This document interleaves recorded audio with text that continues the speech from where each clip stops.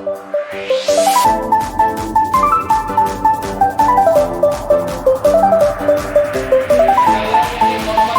kami panjatkan kepadamu ya Allah kami, Allah yang baik, Allah memelihara kami, Allah yang telah memilih kami, menjadikan kami anak-anak-Mu yang Engkau kasihi dan memelihara kami sebagai biji mata. Tuhan, terima kasih untuk anugerah-Mu, untuk semua kebaikan-Mu yang Tuhan limpahkan kepada kami. Saat ini kami buka hati dan pikiran kami, tubuh jiwa roh kami ya Tuhan, telinga kami ya Tuhan untuk mendengarkan firman. Kami mohon Tuhan memenuhi kami dengan roh, supaya firman Tuhan yang kami dengar menolong kami, membangun kami, menguatkan kami, meneguhkan kami, bahkan juga menegur kami sehingga kami boleh berbalik dari segala kelemahan kami. Terima kasih ya Tuhan, berbicaralah kepada kami. Kami siap mendengarkan firman. Di dalam nama Tuhan Yesus kami berdoa. Haleluya. Amin. Silakan duduk. Selamat pagi semuanya. Salam. Salam. Puji nama Tuhan. Sehat-sehat. Amin. Baik saudara-saudara dikasih Tuhan, hari ini khotbah saya judulnya dewasa rohani. Dewasa rohani. Bapak Ibu yang dikasih Tuhan, kita sudah tahu, sudah sering mendengar bahwa menjadi tua itu sudah pasti. Ya, saya semakin tua, maupun juga semakin tua, umur terus bertambah-tambah, semakin tua. Tetapi untuk menjadi dewasa itu adalah pilihan. Bagaimana kita memilih mau menjadi dewasa atau terus menjadi seperti kanak-kanak. Ya. Tidak ada jalan lain. Kita harus berusaha, ya. Kita harus berjuang supaya kita dapat menjadi dewasa. Menjadi dewasa tidak simsalabim. Kalau menjadi tua, bertumbuh, berkembang seperti kita dari mulai kecil, bayi, terus tambah-tambah menjadi anak-anak dan juga bisa menjadi dewasa seperti kita sekarang secara umur. Ya, kita bisa disebut dewasa secara umur. Tetapi menjadi dewasa secara rohani itu lebih penting lagi. Ya, bukan hanya dewasa dari segi tubuh kita, pemikiran kita, akal kita, tetapi bagaimana kerohanian kita bisa bertumbuh menjadi dewasa.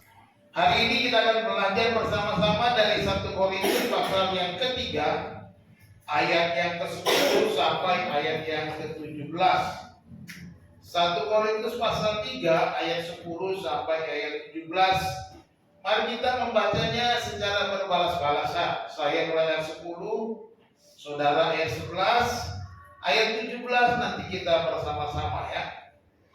Saya mulai dari ayat 10. Sesuai dengan kasih karunia Allah yang dianugerahkan kepadaku, aku sebagai seorang ahli bangunan yang cakap telah meletakkan dasar dan orang lain membangun terus di atasnya. Tetapi tiap-tiap orang harus memperhatikan bagaimana ia harus membangun di atasnya. Karena tidak ada seorang pun yang dapat meletakkan dasar lain daripada dasar yang telah diletakkan, yaitu Yesus Kristus. Entahkah orang membangun di atas dasar ini dengan emas, perak, batu permata, kayu, rumput kering, atau jerami? Sekalilah pekerjaan masing-masing orang-orang akan nampak, karena hari Tuhan akan menyatakannya, sebab Dia akan nampak dengan api, dan bagaimana pekerjaan masing-masing orang akan diuji oleh api itu.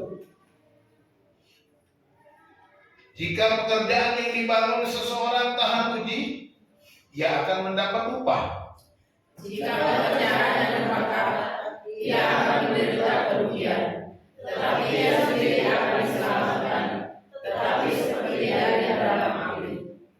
Tidak tahukah kamu bahwa kamu adalah bait Allah dan bahwa Roh Allah diam di dalam kamu. Jika Jika ada seorang yang membinasakan baik Allah, maka Allah akan membinasakan dia. Sebab baik Allah adalah kudus, dan baik Allah itu ialah kamu. Haleluya, amin. Saudara-saudara, ayat 17 berkata, jika ada orang yang membinasakan baik Allah, maka Allah akan membinasakan dia, sebab baik Allah adalah kudus. Dan dikatakan bagian akhir, dan baik Allah itu adalah kamu. Baik Allah itu adalah orang-orang percaya. Baik Allah itu adalah kita semua yang sudah ditebus oleh darah Yesus. Tubuh kita adalah baik Allah. Kita akan belajar dari kitab 1 Korintus ini apa yang menyebabkan kedewasaan rohani, atau bagaimana kita mencapai kedewasaan rohani. Bagaimana seorang percaya terus bertumbuh menjadi dewasa secara rohani. Ini yang kita harus ingat. Kita harus tanamkan dalam hati kita supaya tiap-tiap kita, masing-masing kita bertumbuh. Tidak hanya puas dengan keadaan kita sekarang. Tidak hanya berhenti pada keadaan menjadi seorang kanak-kanak atau seorang remaja, tetapi kita menjadi lebih dewasa secara rohani. Nah, kita akan belajar yang pertama bahwa kita harus memiliki dasar yang benar, ya. Memiliki dasar yang benar. Di dalam ayat 10 dan 11 dikatakan, sesuai dengan kasih karunia Allah yang dianugerahkan kepadaku. Rasul Paulus berkata kepada jemaat di Korintus, Allah telah memberikan kasih karunia yang menganugerahkan kepada Paulus untuk menjadi seperti seorang ahli bangunan, katanya. Aku sebagai seorang ahli bangunan yang cakap telah meletakkan dasar, dan orang lain terus membangun, ya, orang lain membangun terus di atasnya. Tetapi tiap-tiap orang harus memperhatikan bagaimana ia harus membangun di atasnya. Jadi nanti nih, kita harus memperhatikan bagaimana kita membangun di atasnya. Ayat 11 katakan, karena tidak ada seorang pun yang dapat meletakkan dasar lain daripada dasar yang telah diletakkan, yaitu Yesus Kristus. Dasar sebuah bangunan menjadi penting. Dasar sebuah bangunan menjadi kekuatan untuk seluruh bangunan itu. Di sini dikatakan dasar iman kita adalah Yesus Kristus. Yesus Kristus, dan kita membangun di atas dasar iman itu terus menerus supaya kita bertambah dewasa. Kita perhatikan bahwa kekuatan sebuah bangunan ditentukan oleh dasarnya. Ya, kalau kita lihat membangun sebuah gedung bertingkat diperlukan dasar yang kokoh. Saya pernah memperhatikan juga bagaimana bangunan ketika saya jalan-jalan. Saya melihat bagaimana tanah itu digali tapi kemudian dicor dan sebagainya. Bagaimana dimasukkan tiang-tiang panjang pada posisinya, supaya bangunan yang dibangun di atasnya, gedung yang akan dibangun di atasnya, supaya baik, supaya kuat, supaya kokoh, dan itu ditentukan dasar. Dan Rasul Paulus kata, firman Tuhan kata, Yesus Kristus adalah dasar batu karang yang kokoh, supaya kita sebagai orang percaya membangun terus kehidupan rohani kita. Bagaimana kita membangun? Yang penting dasar. Kalau dasarnya tidak atau bukan Yesus Kristus, maka dasarnya akan tidak kuat, katanya. Membangun secara rohani. Nah, Yesus juga menceritakan perumpamaan orang yang bodoh dan orang yang bijaksana. Ya. Yesus menceritakan ada dua orang membangun rumah, yang satu membangun di atas pasir, yang satu di atas batu karang.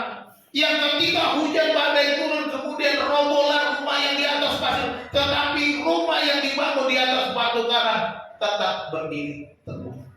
Kenapa? Karena dasarnya kuat. Demikian juga orang percaya, kalau dasarnya Yesus Kristus, apapun yang kita hadapi, badai yang besar, kekuatan apapun yang melanda kita, kita tetap kuat. Katakan amin. kita ingat. Dasar ini menjadi penting bahwa Yesus Kristus adalah dasar yang kuat, batu karang yang kokoh, batu karang yang teguh, yang tidak akan digoyahkan oleh apapun. Dan kita berdiri di atas batu karang. Kita harus membangun iman kita di atas dasar batu karang yang teguh, di atas dasar iman Yesus Kristus. Amin. Ini Yesus katakan, kalau kau bangun di atas pasir, ketika badai datang, ketika malapetaka datang, ketika masalah datang, ketika sakit penyakit datang, engkau tidak kuat menghadapinya karena engkau goyah. Tetapi kalau engkau membangun di atas dasar Yesus Kristus, semua itu datang melanda, engkau akan tetap kuat. Engkau akan tetap berkata, I love you, Lord. Singing, I love you, Lord. Singing, I love you, Lord. Singing, I love you, Lord. I love you. Kita akan tetap kuat dan tetap berkata, aku mengasihimu Tuhan, aku tidak akan goyah. Sekalipun penyakit badai yang datang, masalah dan hidupku, sekalipun persoalan besar, aku akan tetap kuat dan mengasihi Tuhan. Aku tidak akan goyah. Sekalipun ada orang berkata, mari ke sana, mari ke sini, aku tidak akan goyah. Aku tetap mengikuti Yesus selama-lamanya. Dasar yang kuat itu menjadi penting. Bapak Ibu Saudara yang dikasihi Tuhan, kehidupan rohani kita bisa menjadi dewasa harus diawali dari dasar yang benar, yaitu Yesus Kristus. Tidak ada dasar yang lain, kata Paulus. Tidak ada, hanya Yesus Kristus.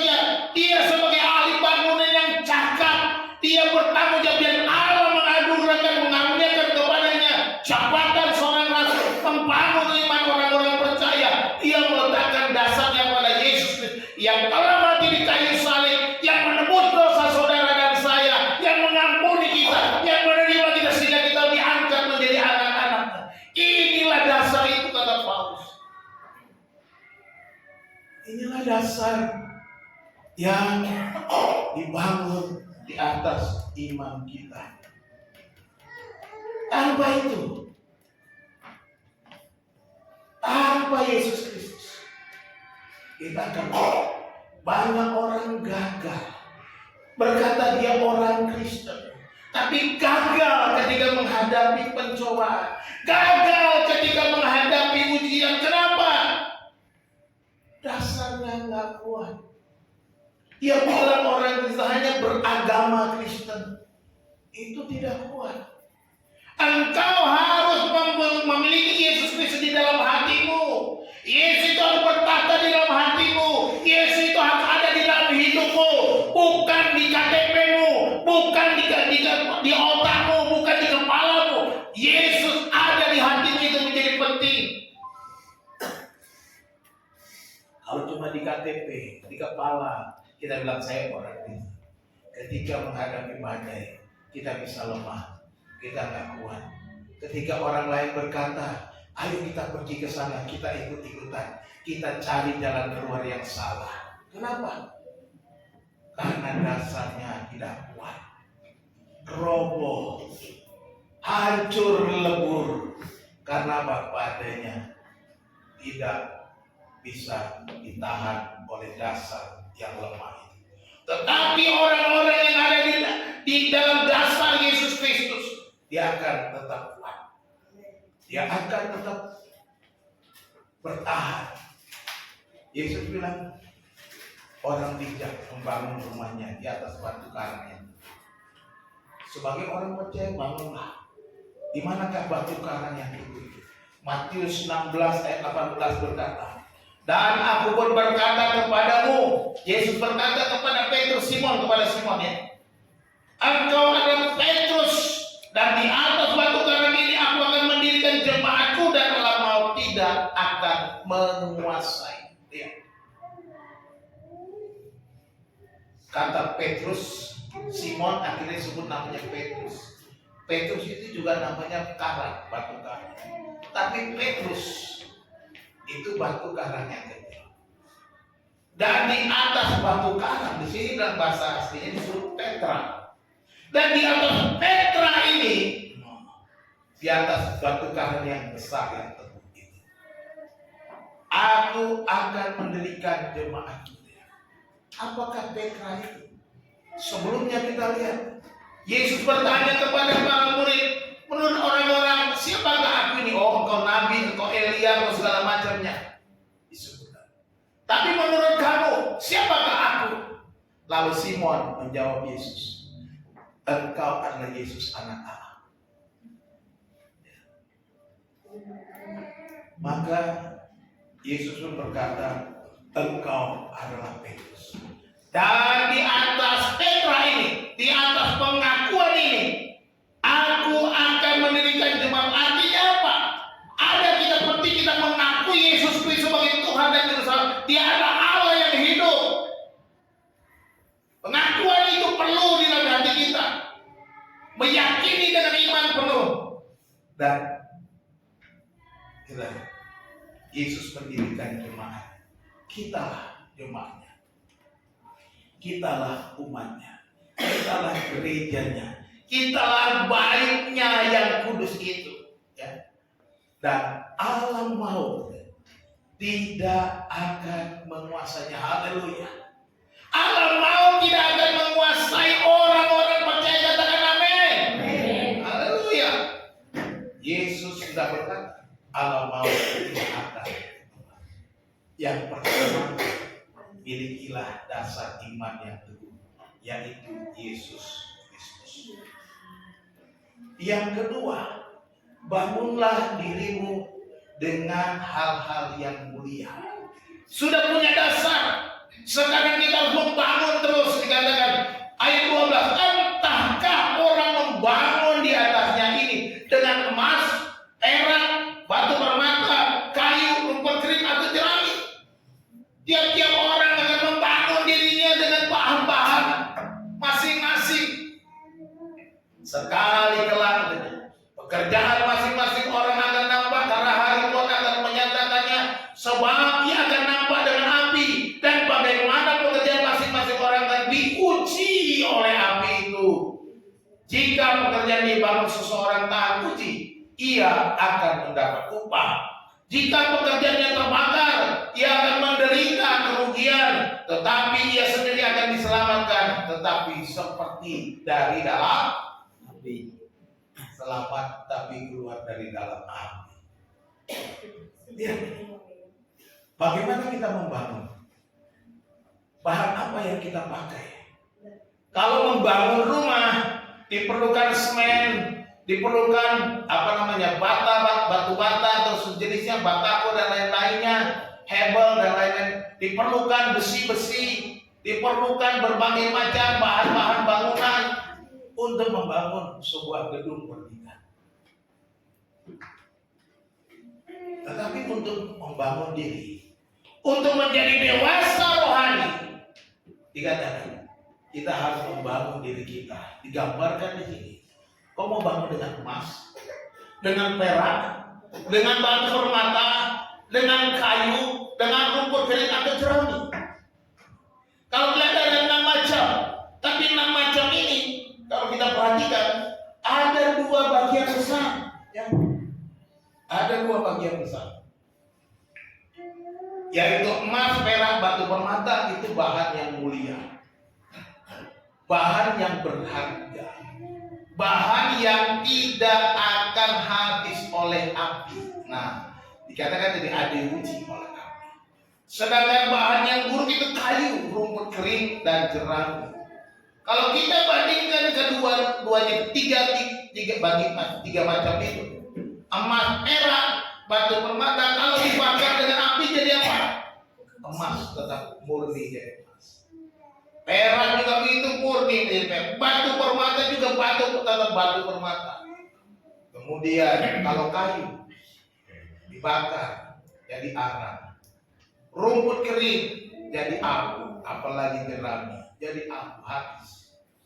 Inilah ujian akan datang menimpa kita, dan ketika kita diuji, bahan bangunan kita diuji dengan berbagai macam persoalan. Kalau kita membangun di atas dasar yang sudah ada, kita boleh menjadi orang yang mudah terpercaya, tetapi membangunnya asal-asalan, hidup asal-asalan, masih perginya nongkrong-nongkrong, masih nongki-nongki, masih foya-foya, masih hidup dengan berjudi, masih hidup dengan berbagai macam pemborosan, tidak mau hidup dengan berhikmat, tidak mau mengandalkan Tuhan, tidak mau pergi ke gereja, malas-malasan cari Tuhan, tidak mau berdoa tiap hari, tidak peduli dengan nilai-nilai kerohanian, maka itu apinya saudara membangun dengan kayu, rumput kering atau jerami.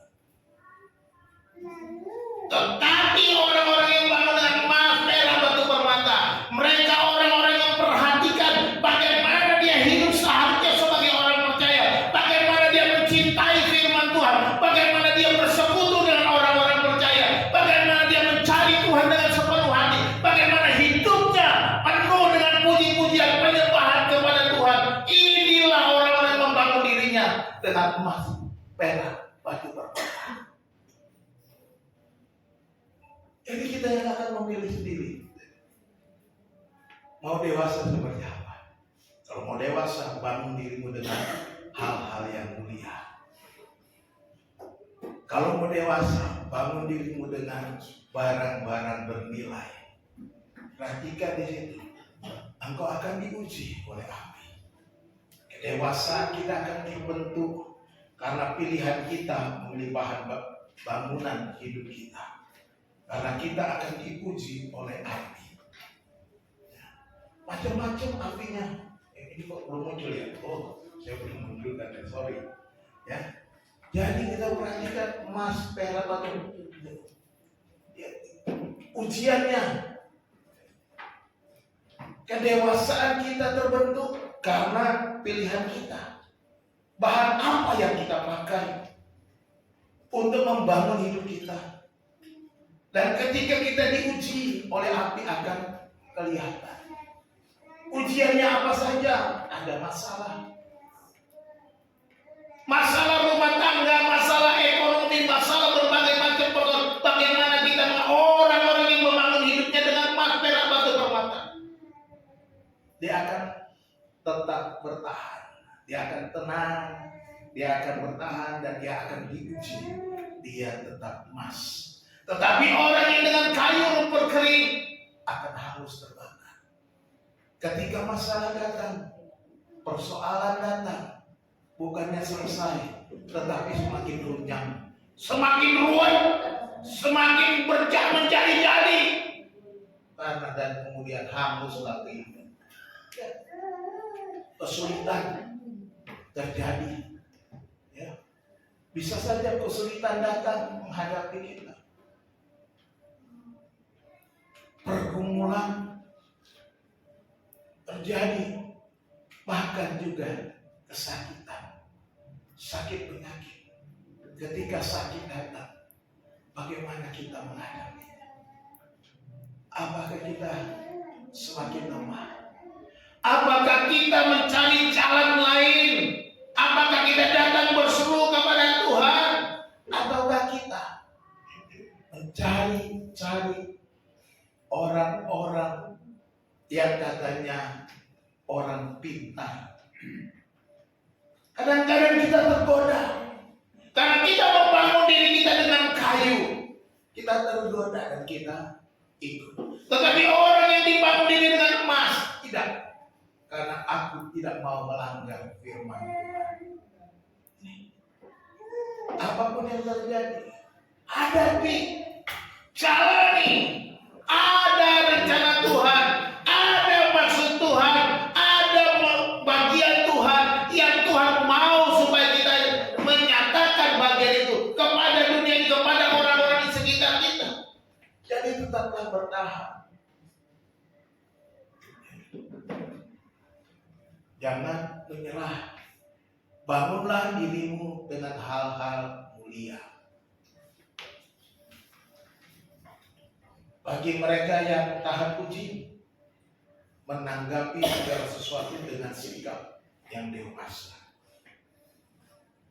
Ketika semua itu datang, persoalan-persoalan tadi datang, dan menghadapi segala sesuatunya, dia tidak meninggikan diri, tapi memuliakan nama Tuhan. Dia tidak meninggikan dirinya, tetapi meninggikan nama Tuhan. Dia juga tidak menyalahkan orang lain, karena seringkali kita menyalahkan orang lain dalam menghadapi persoalan. Ini gara-gara kamu, ini karena kamu. Kalau saya nggak begini, kalau kamu nggak begini pasti. Kalau saya nggak ikutin kamu, begini, begitu. Terjadi. Dia orang-orang yang tahan uji. Dia tidak menyalahkan siapa. Dia tidak mencari pertengkaran, tidak mencari perselisihan. Ini yang akan dilakukan oleh orang-orang yang dewasa secara rohani. Jadi saudara, dedikasi Tuhan penting bagi kita. Bagaimana kita membangun hidup kita? Kita harus berbagi. Kita harus hidup di dalam hal-hal yang berkenan kepada Tuhan. Hal-hal yang berkenan kepada Tuhan apa? Apa yang berkenan kepada Tuhan? Kita semua tahu. Lakukan yang benar, lakukan yang baik. Jangan menipu, jangan berbohong, jangan mencuri dan lain sebagainya. Ada banyak hal. Ya. Pak, saya nggak pernah menipu. Hati-hati, mungkin tanpa kita sadari kita nipu orang. Ya, jangan berbohong. Katakan ya jika ya, katakan tidak jika tidak. Jangan kita cari alasan-alasan lain untuk tidak berbuat sesuatu kepada orang, lalu kita bohongin dulu lah. Bohong dikit kan nggak apa-apa. Ya nggak boleh, bohong dikit mau bohong besar bagi Tuhan bohong sama aja. Nggak ada bohong dikit dan bohong besar. Dosa kecil, dosa besar nggak ada sama di mata Tuhan. Semua itu dosa, nggak ada bedanya. Jadi hiduplah dengan hal-hal yang mulia. Berbagi kepada orang lain itu hal-hal yang mulia. Ya. Kita harus berbagi, itu satu. Menolong orang lain, menolong orang yang kesulitan, mendoakan orang yang susah, mendoakan orang yang sakit, itu hal-hal yang mulia. Kita mulai dari mana? Bangunlah dirimu dengan hal-hal yang mulia. Kita sudah punya iman dasar yang teguh, yaitu Yesus. Bangun. Jadi kalau engkau membangun dirimu dan ada ujian, engkau semakin kewalahan, engkau semakin hancur, berarti kau bangun dirimu dengan hal-hal yang tidak mulia, yaitu dengan kayu, rumput kering atau jerami, karena terbakar habis. Tetapi orang-orang yang bangun dengan emas, ketika diuji, lewat ujian, dia akan mendapatkan apa? Upah, kata firman Tuhan. Mendapat upah. Ada upah bagi orang-orang yang setia. Ada upah yang membangun dengan bahan-bahan yang ketika masalah datang, ketika ujian datang, dia tetap bertahan. Ada upahnya. Tetapi orang-orang yang tidak bertahan, ketika ujian datang, dia akan terbakar katanya. Tapi memang dia diselamatkan karena apa? Dia punya iman dalam Yesus Kristus. Sudah ada Yesus di hatinya. Tapi sayang hidupnya sia-sia. Malas ke gereja, nongkrong di lapo, nyanyi-nyanyi aja, mabok lagi di laponya. Boleh ke lapo, asal jangan mabok. Jangan sampai seperti si Jack Mapang, arwah katanya. Ya, sampai nggak jelas hidupnya. Kristen dia, tapi sayangnya tidak dibangun. Hidupnya tidak dibangun, dia punya dasar yang sudah punya dasar, tapi hidupnya dibangun dengan kayu, rumput kering. Ia akan diselamatkan, tetapi seperti keluar dari dalam api, gosong ya. Itu dikatakan firman Tuhan. Jadi bangunlah dirimu. Orang-orang yang bangun dengan hal-hal yang mulia menjadi dewasa di dalam Kristus. Dewasa secara rohani. Yang ketiga, hiduplah di dalam roh. Hidup di dalam roh. Ayat 16 dikatakan, tidak tahukah kamu bahwa kamu adalah bait Allah dan bahwa roh Allah diam di dalam kamu. Jika ada orang membinasakan bait Allah, maka Allah akan membinasakan dia, sebab bait Allah adalah kudus dan bait Allah ialah kamu. Ingat baik-baik, kita disebut sebagai bait Allah. Ya. Bait Allah. Kita menjadi bait Allah. Roh Allah diam di dalam kita untuk apa? Itu menjadi pertanyaan. Untuk apa? Tubuh kita adalah bait Allah.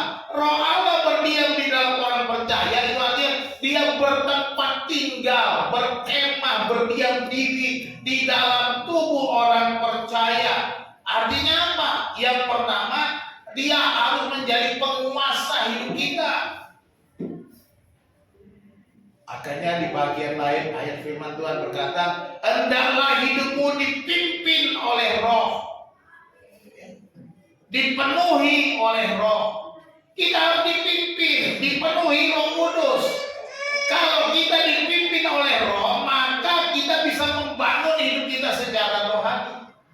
Tetapi kalau kita tidak dipimpin roh, tidak memberikan kehidupan kita dikuasai oleh roh, maka kita gagal membangun dengan hal-hal yang mulia. Bapak Ibu, di dalam perjanjian lama itu Tuhan berdiam di dalam kemah atau bait Allah. Kita melihat bagaimana Tuhan menyertai bangsa Israel keluar dari Mesir. Ada tiang awan pada siang hari, ada tiang api pada malam hari, dan ketika mereka berhenti, mereka membuat kemah Tuhan, kemah suci. Lalu tiang awan atau tiang api itu berada di atas kemah itu, berdiri berhenti di atas kemah. Dan kemudian ketika mereka membangun bait Allah di Yerusalem, Allah berdiam, roh Allah berdiam di Yerusalem, di bait Allah itu. Itu yang mereka percaya. Roh Allah bisa berdiam masuk ke dalam orang-orang tertentu. Itu perjanjian lama, ya. Roh Allah akan berdiam di dalam orang-orang tertentu, misalnya di dalam para nabi. Roh Allah akan berbicara melalui para nabi, melalui raja-raja yang dipilih oleh Tuhan. Maka dari itu seperti Daud ketika dia jatuh ke dalam dosa, di dalam Mazmur 51 dia mengaku dosanya, dia berkata kepada Tuhan, janganlah ambil rohmu daripadaku. Jadi roh Allah itu bisa keluar dari dalam orang itu, bisa diambil. Jadi orang percaya zaman perjanjian lama rohnya itu keluar masuk. Keluar masuk. Sekarang di dalam perjanjian baru dikatakan Tuhan berdiam di dalam orang percaya melalui rohnya. Berdiam. Rohnya nggak keluar masuk. Ya. Roh Allah berdiam di dalam kita, roh Allah di dalam orang percaya tidak keluar masuk. Ketika percaya maka roh itu ada. Hanya saja apakah kita menyerahkan hidup kita dikendalikan oleh roh? Apakah hidup kita dikuasai oleh roh? Itu menjadi penting. Ada banyak orang Kristen yang sudah didiami roh, tetapi tidak membiarkan Roh Kudus itu menguasai hidupnya. Tidak membiarkan Roh Kudus itu menjadi penguasa, menjadi pemimpin dalam hidup, tetapi dia menguasai dirinya dengan segala kedagingannya, dengan segala kelemahannya. Roh Kudus menjadi pribadi yang tak berfungsi. Ya, hati-hati kalau kita mengandalkan kekuatan kita sendiri. Itu artinya kita tidak menyerahkan pimpinan hidup kita kepada Roh Kudus. Jadi, kita harus menyerahkan hidup kita sepenuhnya kepada Tuhan, kepada Roh Kudus yang mendiami kita. Jadi Roh Kudus itu menyatakan kehadiran Tuhan di dalam hidup kita. Roh Kudus menyatakan kehadiran Tuhan di dalam hidup kita. Dia yang disebut Immanuel, Allah yang menyertai kita, Allah yang berdiam di dalam kita, Allah yang berkemah di dalam kita, Allah yang bertempat tinggal di dalam kita. Kita dikatakan baiknya hiduplah dipimpin oleh Roh. Ya. Harus ada apa? Produknya apa? Hasilnya apa? Ya. Produknya kita harus menjadi dewasa di dalam Kristus yang nampak dalam kekudusan hidup. Harus nampak dipimpin oleh Roh. Apa saja? Saya mempunyai dua saja yang paling penting. Satu yang paling penting, selalu saya ingatkan, senang membaca firman Tuhan. Kalau kita nggak senang baca firman Tuhan, jangan bilang saudara dipimpin Roh Kudus. Kalau saudara nggak pernah mau baca firman Tuhan hanya hari Minggu saja, jangan bilang saudara dipimpin Roh Kudus. Jangan-jangan saudara ke gereja cuma absen. Daripada ditanyain mulu, mana si, mana bapakmu, mana mamamu, ya datanglah ke gereja. Jangan ke gereja cuma mau takut di absen. Datanglah karena ke gereja karena kebutuhan, karena kau mencari Tuhan, karena kau rindu bertemu dengan Tuhan, karena kau rindu firman Tuhan. Kalau tiap hari baca firman Tuhan pasti semakin rindu firman Tuhan, semakin rindu cari Tuhan. Jadi senang membaca firman Tuhan, itu penting. Ini produknya. Yang kedua, menghasilkan buah roh. Ya. Galatia 5 ayat 22. Tetapi buah roh ialah kasih, sukacita, damai sejahtera, kesabaran, kemurahan, kebaikan, kesetiaan, kelemah lembutan, penguasaan diri. Ini buah rohnya nampak. Ya. Jadi kalau kita dipimpin Roh, kita menjadi dewasa, menghasilkan buah roh. Bukan keinginan daging, katanya. Kita nggak bahas keinginan daging. Tapi kita mau menghasilkan buah-buah. Ada kasih. Kasihnya agape. Ada sukacita. Sekalipun dilanda berbagai macam persoalan, tetap sukacita. Ada damai sejahtera, sekalipun masalah besar badai datang melanda, tetap damai sejahtera. Ada kesabaran walaupun menghadapi kesakitan yang lama, sabar. Ada kemurahan, tidak lupa untuk bermurah hati, menolong orang lain, membantu orang lain, berbagi kepada sesama. Kebaikan, kesetiaan, kelemah lembutan, penguasaan diri. Ini adalah produknya. Ini adalah buah-buahnya yang harus kita punya. Nah, kalau kita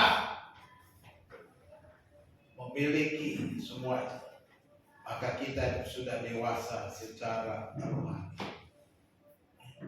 Jadi kalau kita menyerahkan hidup kita dipimpin oleh Roh Kudus, maka kita akan terus bertumbuh.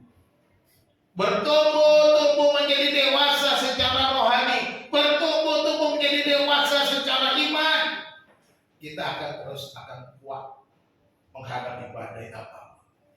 Karena kita membangun diri kita di atas dasar itu dengan bahan-bahan yang mulia, yang tahan uji oleh berbagai macam api ujian pencobaan yang kita ada.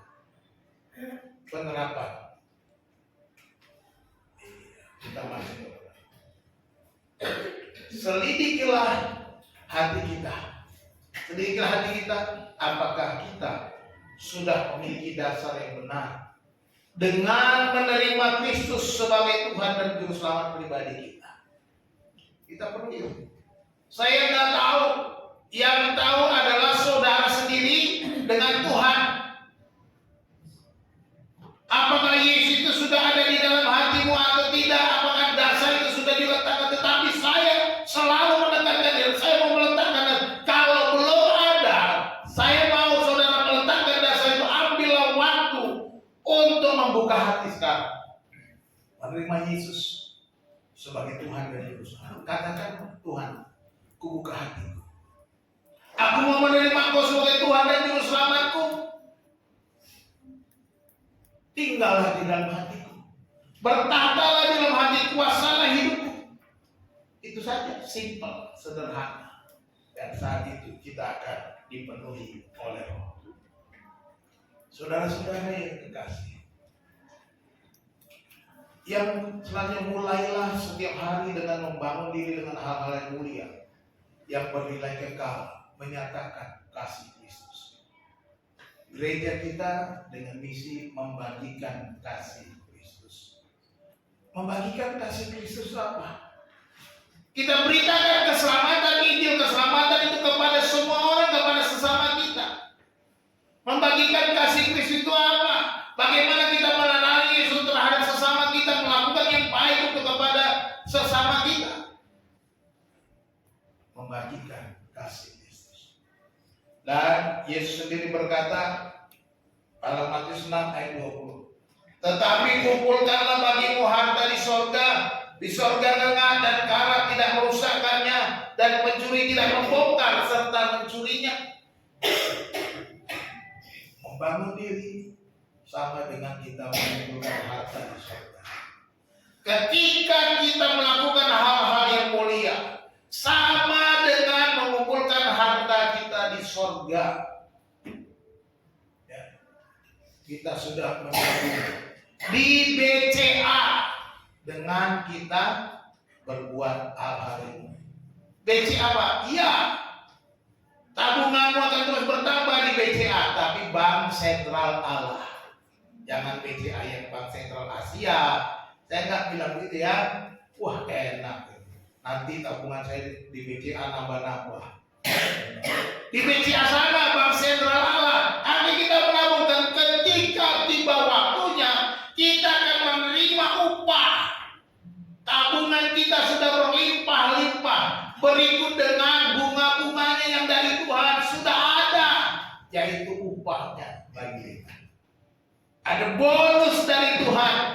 Ketika kita membangun diri kita dengan hal-hal yang mulia, kita mengumpulkan harta di surga. Sebab apa yang kita kumpulkan di surga, tidak akan ada yang curi, tidak ada ngengat yang menghabisnya, merusakkannya.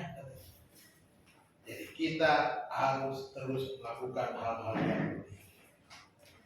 Baik Bapak Ibu yang dikasih Tuhan, sebagai penutup kita mulai review apa yang menyebabkan kedewasaan rohani. Yang satu, memiliki dasar iman yang benar, yaitu Yesus Kristus satu-satunya dasar. Yang kedua, membangun iman dengan hal-hal yang mulia. Ya, jangan dengan kayu rumput kering. Kalau selama ini dengan kayu rumput kering, bertobat, ganti bahannya. Ya, kalau perlu rumah itu direnovasi, bongkar total, ya bangunan, ganti dengan hal-hal yang mulia. Yang ketiga, menghidupi iman di dalam Roh, hidup di dalam, dipimpin oleh Roh, dikuasai oleh Roh. Tuhan Yesus memberkati kita berdoa. Bapa, terima kasih untuk firman Tuhan yang sudah kami baca, kami ulas, kami dengar. Semua itu kami mohon Tuhan berikan kami kekuatan supaya kami menjadi dewasa secara rohani. Supaya kami bertumbuh ke arah yang baik. Menyenangkan hati Tuhan, memuliakan nama Tuhan. Kami bersyukur bahwa kami sudah memiliki dasar yang kokoh, yaitu Yesus Kristus. Tolonglah kami Tuhan supaya kami membangun hidup kami dengan hal-hal yang mulia, hal-hal yang menyenangkan hati Tuhan, hal-hal yang berkenan kepada Tuhan, hal-hal yang menyatakan kebesaran nama Tuhan. Dan tolonglah kami Tuhan untuk menyerahkan hidup kami sepenuhnya setiap hari di bawah pimpinan Roh-Mu yang ada di dalam hati kami. Bukan lagi kami ya Tuhan yang menguasai hidup kami, tetapi biarlah Roh-Mu ya Tuhan yang menguasai hidup kami, mengendalikan kami, supaya kami hidup berkemenangan.